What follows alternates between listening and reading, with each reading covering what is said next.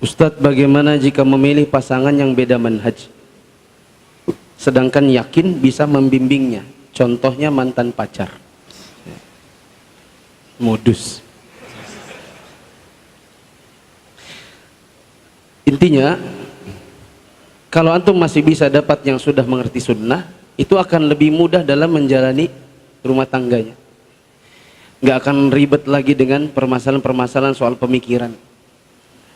Bagaimana kalau seandainya antum punya calon ya, dari kalangan misalnya harokah, kemudian dia sudah terbiasa pada waktu-waktu tertentu, momen-momen tertentu, terbiasa untuk berdiri di pinggir jalan, pegang spanduk, teriak Allahu Akbar, alias ikut demo.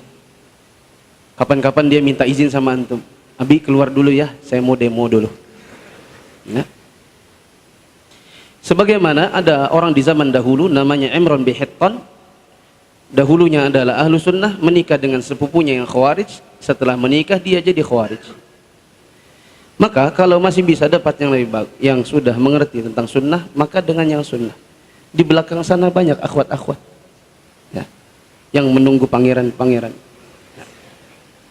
Tapi kalau seandainya memang sudah mengenal dia, tadi kan ceritanya mantan pacar, ini asli mantan tapi ya, betul-betul mantan, berarti memang sudah putus. Tapi karena sudah lama mengerti karakternya, kemudian ada perjanjian, nanti kalau kamu menikah dengan saya, kita harus kajian ya, kajiannya yang sunnah ya. Terus dia bilang, ya sudah insya Allah.